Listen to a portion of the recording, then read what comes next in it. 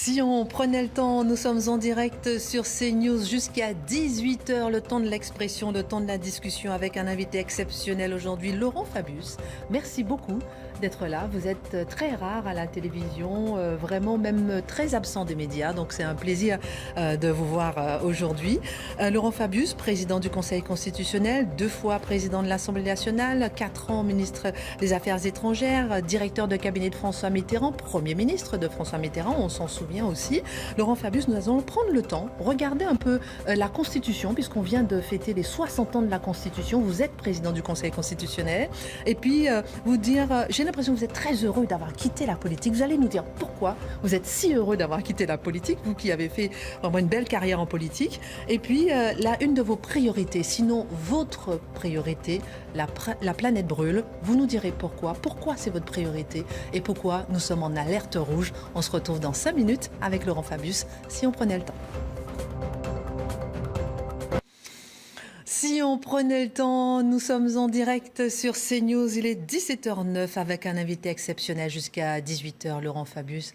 Ravi de vous recevoir. Vous êtes très rare à la télévision et vous avez été, vous êtes président du Conseil constitutionnel, 2 fois président de l'Assemblée nationale, 4 ans ministre des Affaires étrangères, etc., etc. Vous avez été directeur de cabinet de François Mitterrand et son Premier ministre. Alors moi, avant tout, Solferino, siège du PS, qui ferme ses portes à cette adresse-là et qui est en train de se vider de son histoire. Figurez-vous que j'ouvre la presse hier et je vois qu'un livre dédicacé par François Mitterrand, un livre de François Mitterrand a été retrouvé dans la poubelle. Ça vous choque? Et ouais. Ah bon? Non, je ne savais pas. Incroyable. Pas du tout. Mais oui, c'est triste et puis c'est une bêtise. C'est une bêtise. Bon. Mais parce que je crois que maintenant j'ai quitté tout ça, j'ai quitté la politique. Oui. Mais c'est fait dans le déménagement, c'est ça? Oui, dans le déménagement, voilà, on a vu tout à l'heure à l'antenne, c'était dans le Parisien. Et puis un livre de François Mitterrand dédicacé par l'auteur, des affiches collector type gaulliste avec Mitterrand ou encore des exemplaires de l'affiche de Lionel Jospin pour le second tour de la présidentielle de 2002 qui n'a jamais servi. Enfin, ça fait mal quand même, non? Oui, mais je pense que ça doit être des exceptions. Je suis sûr que le PS, comme tous les autres partis, prend soin de ses archives, j'espère. Vous l'avez dit encore tout à l'heure, vous avez quitté la politique. Vous aimez bien dire ça? Oui, mais c'est un fait. Moi, déjà, quand j'étais ministre des Affaires étrangères, je faisais partie d'un gouvernement, mais je n'intervenais pas du tout dans la politique intérieure. Et puis là, j'ai été nommé, il y a maintenant 2 ans, président du Conseil constitutionnel. Donc, par définition, on abandonne totalement son engagement politique. Mais on a l'impression que vous êtes heureux. Oui, oui. On a l'impression que votre impression est juste. Elle est juste. Est-ce que vous êtes plus heureux ou bien vous êtes heureux enfin ou bien vous avez quand même... Non, mais lorsque j'étais engagé dans la vie publique, quand j'étais ministre, Premier ministre, ça m'intéressait beaucoup. Mais là, je suis arrivé à un moment de ma vie où je voulais faire autre chose. Et en plus, on ne peut pas dire que la politique en ce moment, que ce soit dans un pays ou dans un autre, soit particulièrement attirante. Parce que les choses ont changé. Bon, les idéologies, il y en a beaucoup moins. Les médias sont présents, les réseaux sociaux... Qu'est-ce que vous avez contre les médias? Cet après-midi, rien. Pendant 1 heure, en moins. Non, mais c'est une autre fonction. Bon. Et puis, voilà, j'ai quand même fait un peu le tour des choses, puisque j'ai occupé presque toutes les fonctions dans la République. Et aujourd'hui, je suis très heureux au Conseil constitutionnel, qui est une institution très importante, peu connue des Français. Les Français ne se réveillent pas le matin en disant « qu'est-ce qui se passe au Conseil constitutionnel ?» Mais c'est quand même un rempart de la République. Un rempart de la République. Alors, justement, pour rebondir sur François Mitterrand, il a tellement critiqué la Constitution et c'est le seul président qui n'a jamais touché à la Constitution. Oui, mais il souriait lui-même lorsqu'on lui disait ça. Et moi-même, je lui ai dit. Il dit oui, mais il faut savoir s'adapter. Bon, c'est vrai qu'il a écrit notamment un ouvrage qui s'appelle Coup d'État permanent, qui était extrêmement dur. Après, quand il est devenu président de la République, il a eu une vision différente. Mais comme c'était un homme qui avait de l'humour, il disait les institutions étaient mauvaises avant moi, elles seront de nouveau mauvaises après moi. Bon, mais en attendant, il a été président de la République pendant 2 mandats. En tout cas, la Constitution, elle a évolué, elle a été touchée, remaniée, on va dire, 24 fois. D'abord, Monsieur le Président, c'est quoi La Constitution, qu'on puisse comprendre simplement. Pour prendre une comparaison, chacun comprendra, c'est le règlement de copropriété de la France. Bon, c'est-à-dire, il faut définir comment fonctionnent les institutions, comment vont avoir lieu les élections, quel est le rapport entre le président de la République et le Premier ministre. Bon, ça, c'est dans la Constitution. Mais, on y ajoutait, c'est le Conseil constitutionnel qui a décidé ça, que même si ce n'était pas dans la Constitution, il y avait toute une série de principes, le principe d'égalité, le principe de liberté, le principe de dignité, maintenant le principe de fraternité, qui devaient être respectés par les lois. Et donc, ça fait partie de ce qu'on appelle le bloc de constitutionnalité, c'est à la fois la Constitution et les grands principes de la République. Et nous, Conseil constitutionnel, nous sommes 9, on nous appelle les sages, j'espère que c'est à raison, nous sommes chargés de voir, de vérifier si les lois votées par le Parlement sont conformes ou non à ce règlement de copropriété. Si elles sont conformes, eh bien nous disons c'est très bien. Si elles ne sont pas conformes et qu'elles sont critiquées devant nous, nous les annulons. Donc c'est un pouvoir considérable dont il faut user avec beaucoup de mesures. Et ce qui fait que vous avez un devoir de réserve et vous ne pouvez pas... Oui, alors moi je ne suis plus du tout dans la politique. Oui, et ça je respecte. Et nous prenons des décisions qui, de temps en temps, peuvent faire plaisir au gouvernement ou de temps en temps peuvent lui faire déplaisir.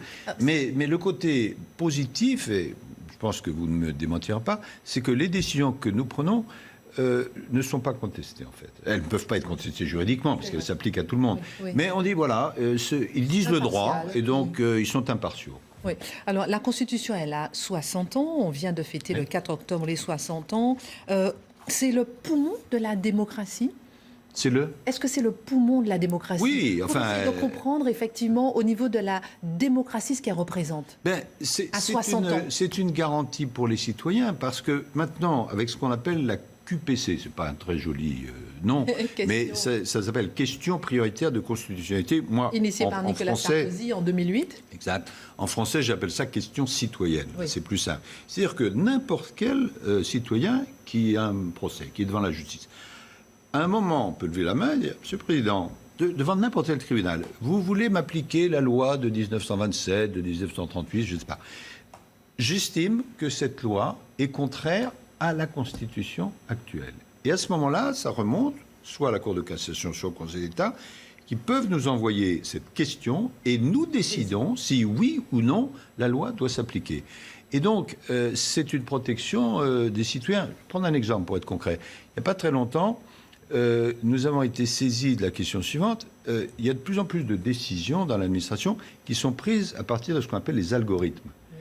C'est-à-dire, sur un grand nombre, on fait un programme et on dit, compte tenu de ce qu'est le programme automatique, voilà la décision qu'il faut prendre. Oui. Et nous avons été saisis, la personne qui nous a saisis a dit, c'est pas normal, parce que ça peut aboutir à des décisions aberrantes.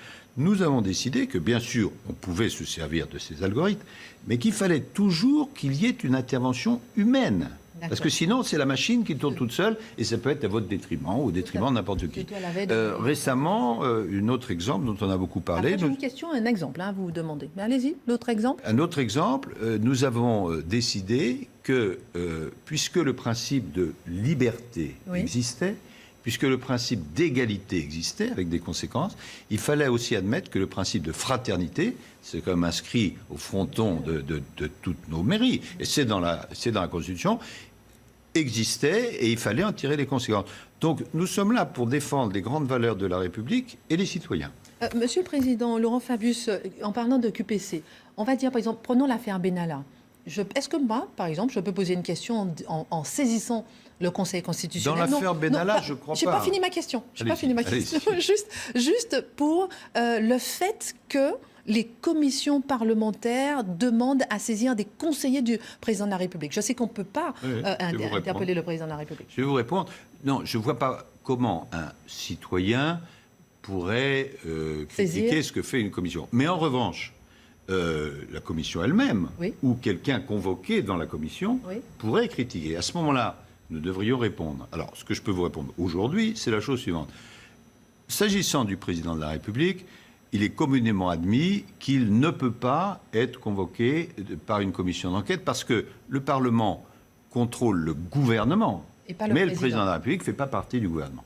Donc, si nous étions saisis de ça, je pense que nous appliquerions la doctrine que tous les juristes reconnaissent comme valable.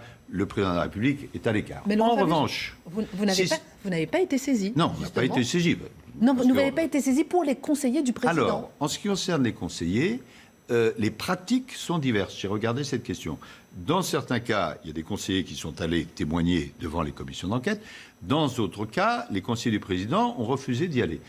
Et il n'y a pas eu, pour le moment, de jurisprudence du Conseil. Si nous sommes saisis... Je vais pencher là-dessus. Oui, mais il faut que nous soyons saisis. Je peux vous saisir là en direct, c'est dommage. Mais parce les que parlementaires pourraient le faire. Les parlementaires pourraient le faire. Oui. Et à ce moment-là, nous délibérerions collégialement et nous prendrions une décision que je ne vais pas prendre aujourd'hui. D'accord. Une décision collégiale avec le Conseil constitutionnel. On va écouter un petit sonore d'Emmanuel Macron qui était avec vous ce 4 octobre pour les 60 ans de la Constitution et qui disait que pour que la démocratie fonctionne, il faut encore que le peuple se sente représenté. Le suffrage et la représentation sont donc le noyau de notre démocratie. Mais pour que la démocratie représentative fonctionne, encore faut-il que le peuple se sente représenté. Or, ce lien de confiance entre les électeurs et les élus s'est étiolé d'année en année. Les chiffres de la participation électorale l'attestent. Cette érosion est mortelle. Vous êtes d'accord avec son analyse, justement, pour que la démocratie fonctionne, il faut... Oui, je crois que la prise de distance par rapport à la politique, tout le monde la constate, malheureusement. Grosse défiance. Et dans beaucoup de pays. Alors, le président de la République est venu effectivement pour célébrer les 60 ans de la Constitution au Conseil constitutionnel. Il a fait un discours, il a expliqué sa vision de la Constitution, il a expliqué qu'il voulait une révision. Bon, on va voir si elle peut avoir lieu, parce qu'il faut un accord entre les uns et les autres. Pardon, Laurent Fabius, j'ai l'impression que vous ne croyez pas à cet accord, si je peux me permettre. Non, à cet accord des parlementaires pour qu'on puisse réformer la Constitution. À ce stade, je n'ai pas à dire ce que je crois ou ce que je ne crois pas, parce qu'il est possible que nous soyons saisis. Je ne vais pas entrer dans la technique, on n'est pas là pour ça. Mais ça a l'air difficile. Mais c'est difficile. Alors, quand on parle de la révision des institutions, ce n'est pas exactement la Constitution, ça peut être beaucoup d'autres choses. Ça peut être soit par la loi organique, soit par le référendum. Bien. Et il se trouve que le Conseil constitutionnel pourra avoir à trancher un certain nombre de ces questions. Donc, je ne vais pas aujourd'hui les trancher. Mais ce qui est certain, et je l'ai dit ça expressément, c'est que si on veut qu'il y ait une révision, il va falloir trouver un accord entre les uns et les autres. C'est jamais facile. Le climat ne s'y prête pas nécessairement, mais c'est nécessaire. Parce que vous avez dit tout à l'heure, la Constitution existe depuis 60 ans, c'est tout à fait exact, alors que on a eu beaucoup de constitutions, on en a eu 14, bon. Et donc celle-là, c'est la plus longue en termes de durée. Donc c'est bien, ça veut dire que c'est une stabilité. Mais en même temps, les choses évoluent, donc elle a été révisée. 24 fois. Déjà 24 fois. Et c'est pas absurde, s'il y a des besoins nouveaux, si le contexte est nouveau. 1962, suffrage universel... Ah, ça c'était une énorme révision. Une énorme révision. Ça changeait complètement l'orientation des choses. Mais depuis, il y a eu des révisions moins importantes. Et là, si les uns et les autres arrivent à un accord, il y aura une révision. Le président de la République a dit, je crois, que le Parlement allait être saisi au mois de janvier. On va voir ce qui se passe. Eh bien, on va l'écouter justement là-dessus. Emmanuel Macron qui dit qu'effectivement, on reporte la Constitution, mais maintenant le mois est fixé. La réforme constitutionnelle à laquelle je m'étais engagé est à mes yeux une tentative de réponse à cette crise.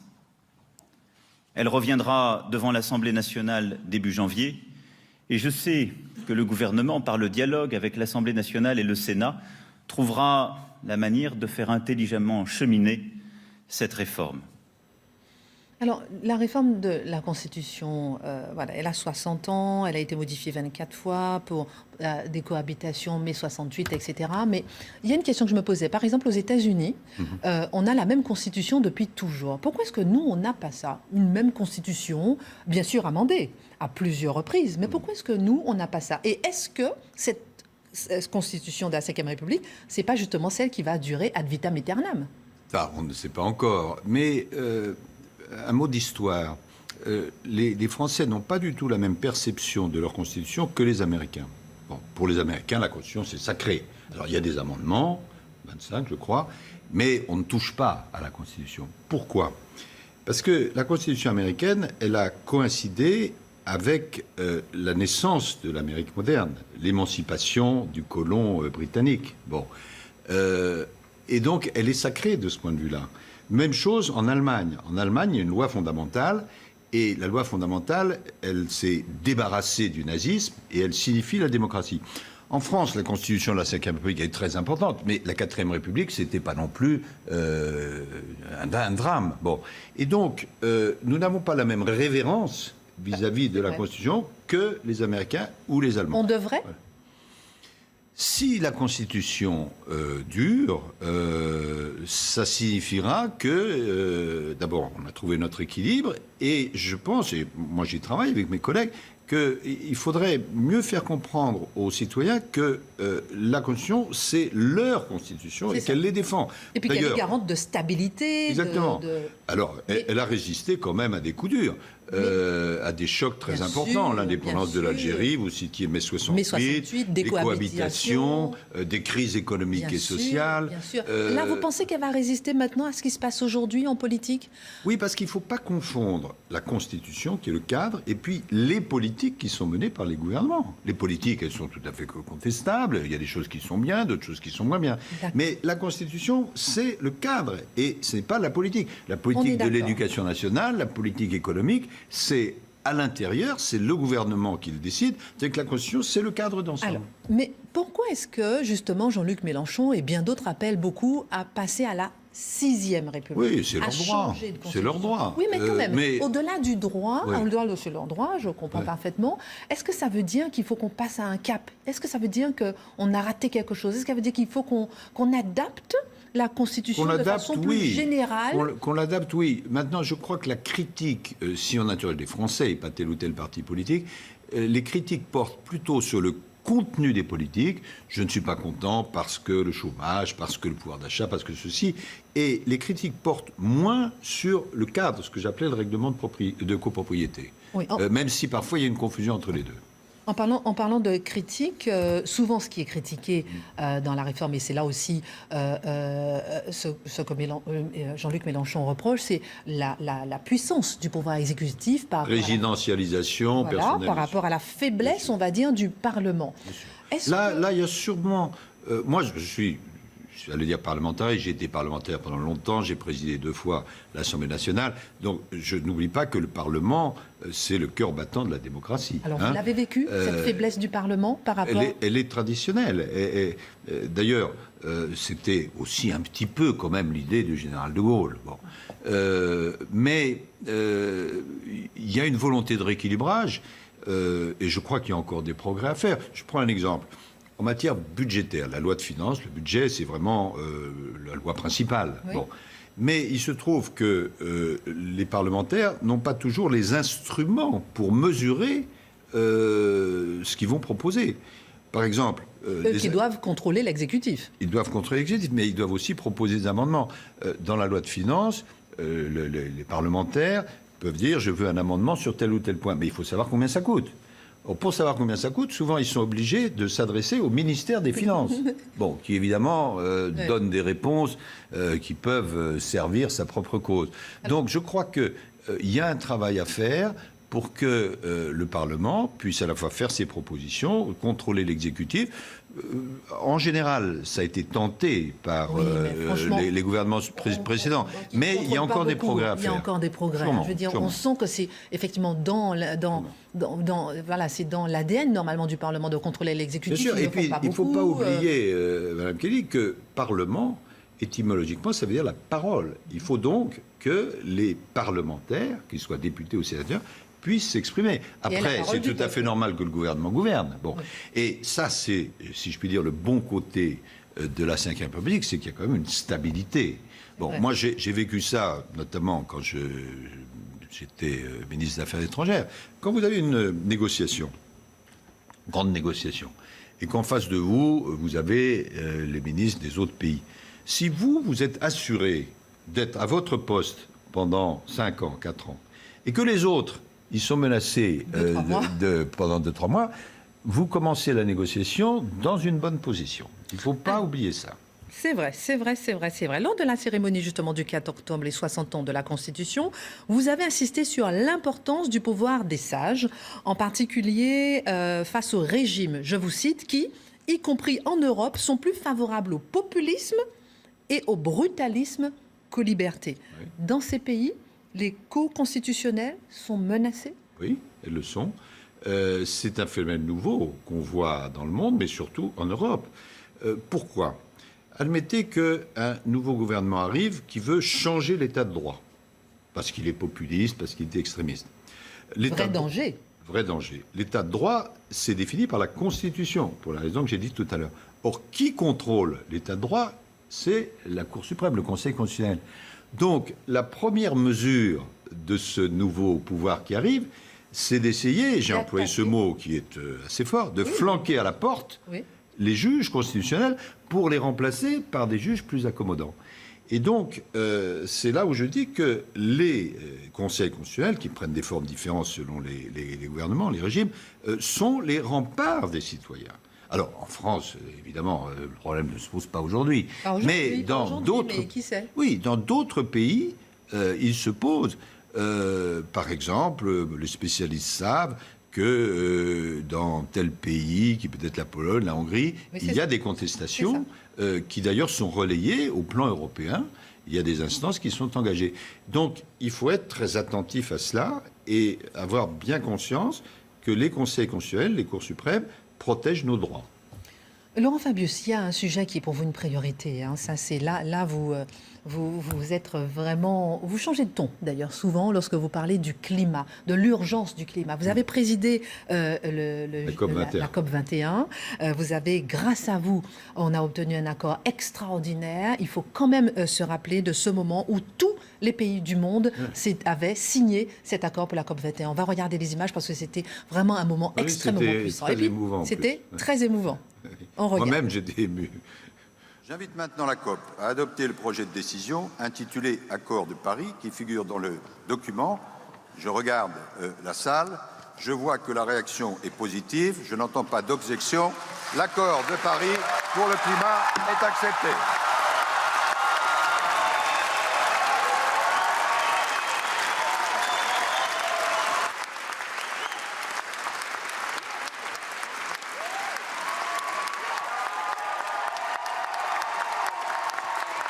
On me rappelle que j'ai à taper avec le marteau. C'est un petit marteau, mais je pense qu'il peut faire de grandes choses. Oui. C'était un moment très heureux, très émouvant, parce que cet accord mondial, dans de tous les pays du monde, était extrêmement difficile à obtenir. Bon, puisqu'il ne fallait pas qu'un seul pays, même le plus petit, soit contre. Bon. Et l'objet, c'était de prendre des décisions pour qu'en aucun cas, on ne dépasse une augmentation de la température de 2 degrés, voire 1,5 degré. Bon, on y est arrivé, je ne vais pas expliquer pourquoi, mais c'était vraiment formidable. Le problème, c'est qu'il ne faut pas seulement signer, il faut appliquer. Alors depuis, il y a eu M. Trump. Voilà. Depuis, il y a eu pas mal d'États. Le Nicaragua n'a pas signé. On va voir justement le Nicaragua, les États-Unis. J'aime bien votre regard. Oui, mais enfin bon, quand même, oui, le Nicaragua. Non, le Nicaragua a fini par signer. Non. Et les États-Unis, à l'époque, c'était Obama, ont signé. Oui. C'est après que M. Trump est arrivé et il a dit, pour des raisons politiciennes, je ne veux pas de cet accord. Et donc, aujourd'hui, le problème, c'est l'application. Alors, en Pologne, bientôt, dans quelques semaines, il y aura la COP 24 et qui va se charger de l'application, justement, de cette COP 21. Vous y croyez ? Pardon ? Vous y croyez ? Je vous répondrai la belle formule de Léon Blum. Je le crois parce que je l'espère. Bon. L'enjeu est énorme, parce que la question, c'est pas comme on dit parfois la survie de la planète. La planète, elle va continuer d'exister, mais c'est la survie de l'humanité. Vous avez vu probablement le rapport qui est sorti lundi du groupe GIEC, de spécialistes qui s'appelle le GIEC, que nous avions chargé nous-mêmes d'étudier ce qui se passe si l'augmentation de la température est de 1,5 degré. Je ne vais pas entrer dans les détails, mais il explique que si la température augmente de 1,5 degré, c'est déjà catastrophique.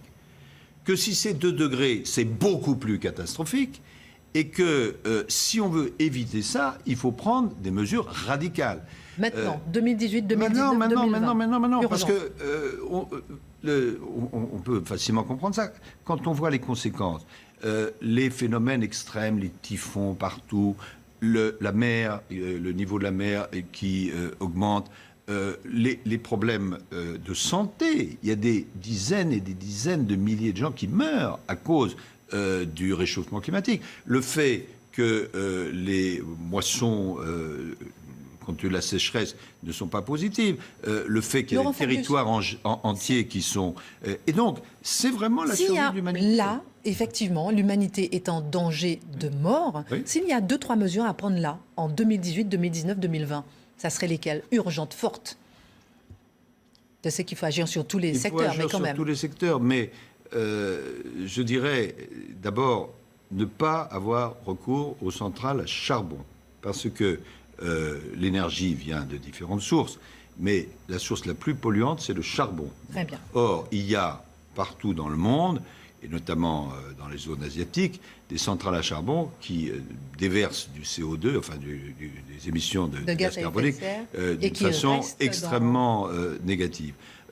Autre mesure très importante, développer tout ce qu'on appelle les renouvelables, c'est-à-dire les énergies qui ne polluent pas, qui ne sont pas des énergies fossiles. Mais ça joue dans tous les domaines, ça joue dans l'agriculture, ça joue pour les forêts, ça joue pour le logement.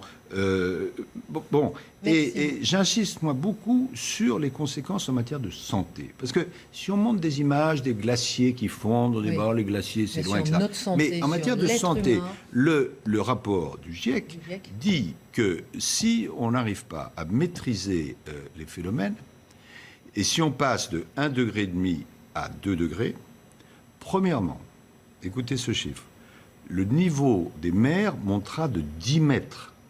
Vous voyez ce que ça veut dire, hein? Vous êtes à Venise. Bon. Deuxièmement, des phénomènes qui, aujourd'hui, sont mal contrôlés, se développeront énormément. Et par exemple, la dengue va se développer massivement, avec les dégâts. On a bien... Je prends un dernier exemple. Ce qu'on appelle, en termes techniques, le permafrost. Vous savez peut-être qu'il y a des étendues qui couvrent des millions de kilomètres carrés qui sont gelées. On pense à la Russie, etc. Si la température se réchauffe, le permafrost va fondre et toute une série de virus qui sont dans la Terre vont émerger avec des conséquences absolument catastrophiques. Donc c'est beaucoup plus important que tout le reste parce que c'est pas annexe, c'est la capacité de vivre sur la Terre, à commencer bien sûr, comme toujours, par les populations les plus pauvres. Alerte rouge pour le climat, vous l'avez déjà dit depuis rougissime, plus de 2 ans. Merci beaucoup Laurent Fabius, on se retrouve dans un instant pour continuer, j'ai d'autres questions pour vous, à tout de suite. Si on prenait le temps avec Laurent Fabius, président du Conseil constitutionnel, pour dire cab de François Mitterrand, Premier ministre à 38 ans, 2 fois président de l'Assemblée nationale, etc., etc., etc. Mais Premier ministre à 38 ans, mine de rien, on en a beaucoup parlé, mais le record reste toujours à battre. Non mais c'est vrai, quel a été... vous avez un parcours extraordinaire, issu d'une famille d'antiquaires, Sciences Po, ENA, Normal Sup, et vous arrivez à 38 ans. Qu'est-ce qui fait que vous arrivez au pouvoir à 38 ans, à ce niveau-là, aussi jeune? La jeunesse est un peu à la mode en ce moment. Oui, mais c'est bien. En fait, j'avais 37 ans, mais c'est pas dû seulement à mes mérites personnels. C'est que en 1981, il y a eu un changement de génération. C'est ça qui explique, pour l'essentiel, mon accession au pouvoir. D'habitude, il y a une alternance tous les 5 ans, tous les 7 ans, etc. Là, en l'occurrence, la gauche n'avait pas été au pouvoir depuis extrêmement longtemps. C'est vrai. Hein. Donc, lorsque Mitterrand gagne en 81, il n'y a pas de gens d'expérience qui sont là. Si, il y a Gaston Defferre, bon, qui d'ailleurs se retrouvera ministre de l'Intérieur. Il y a Pierre Mauroy. Il y a Mauroy, mais Mauroy n'avait jamais été ministre, il était maire de Lille. Bon. C'est vrai. Mais sinon, il y a les jeunes. Bon. Or, moi, j'avais une bonne formation économique, etc. Et donc, il m'a nommé au budget, ensuite à l'industrie, à la recherche. Et puis, il y avait beaucoup de confiance entre nous. Et donc, il me nomme Premier ministre. Mais je crois que cette rapidité est lié au fait qu'il y a eu un basculement de génération dû au fait que la gauche n'avait pas été au pouvoir pendant 30 ans, 40 ans, quoi. Avec toutes ces années, vous avez des regrets en politique, des regrets, des choses que vous n'avez pas faites, Toujours des regrets, bien sûr. Un regret. Bien sûr. Non, quand j'ai été nommé Premier ministre, en général, même si certains vous diront le contraire, quand on vous le propose, c'est rare qu'on refuse. Hein, bon. Donc, Mitterrand m'a nommé Premier ministre à 37 ans. Bon, c'est un grand avantage d'être jeune.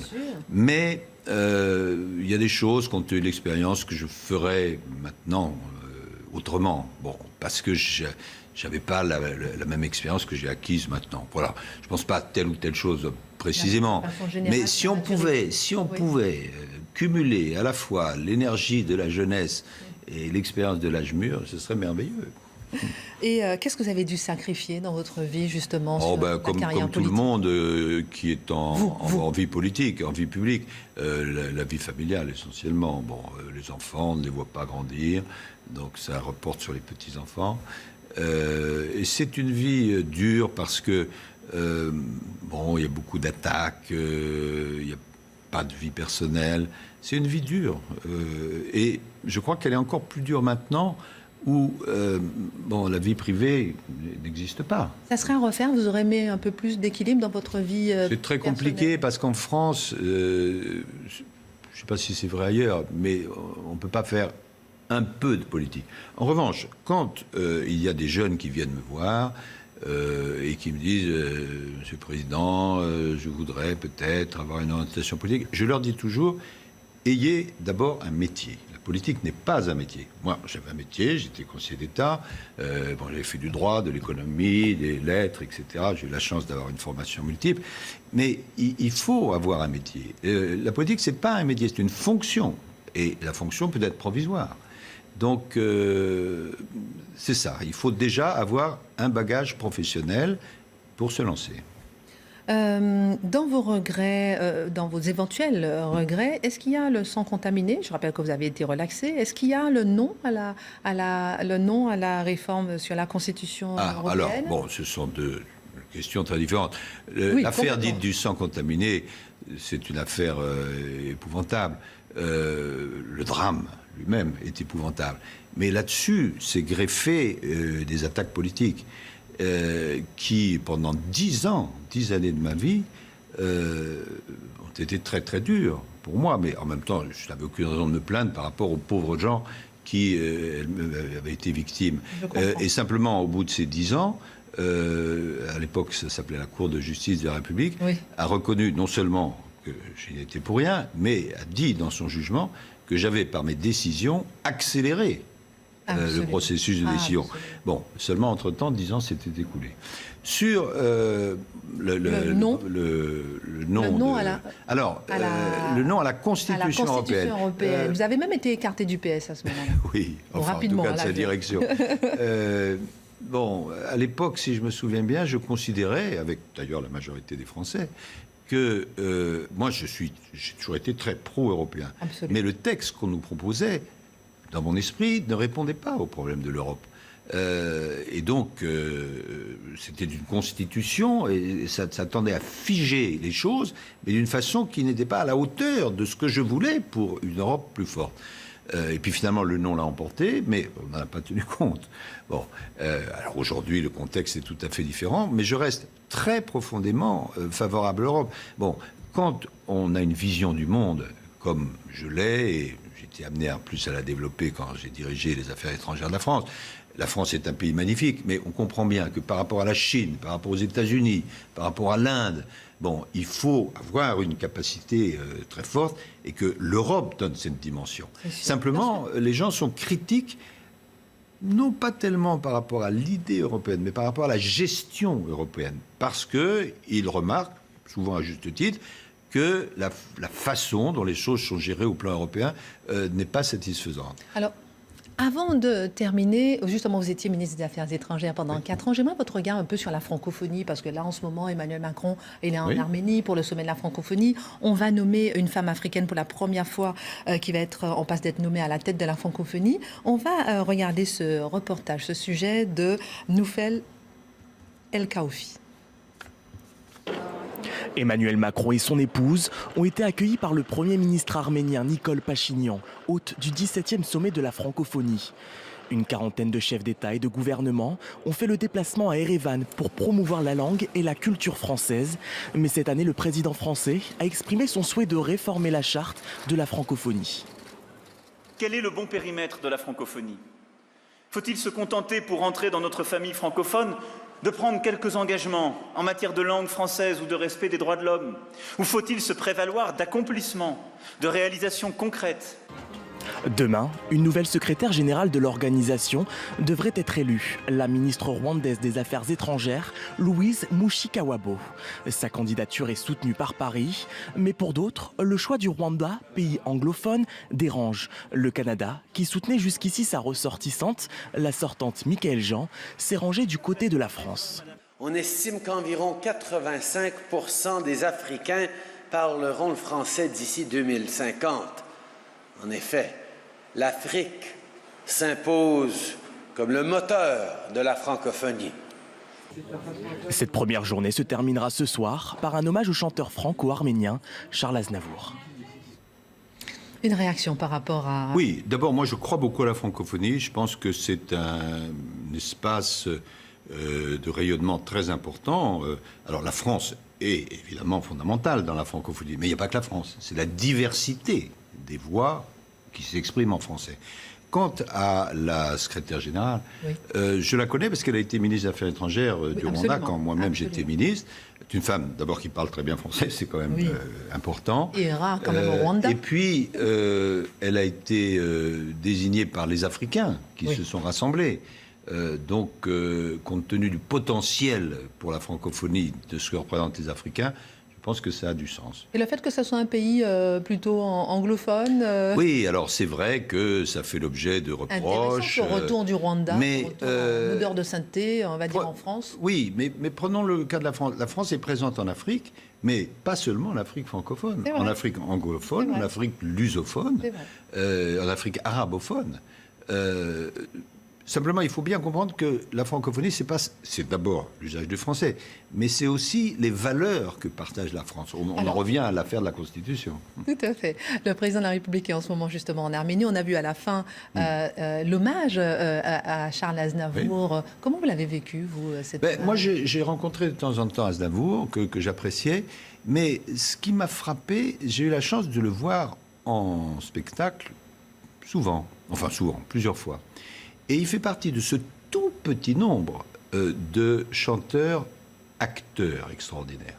Il n'y en a pas beaucoup. Moi, au même niveau, il y a Piaf, que j'ai vu, et Brel, et Aznavour.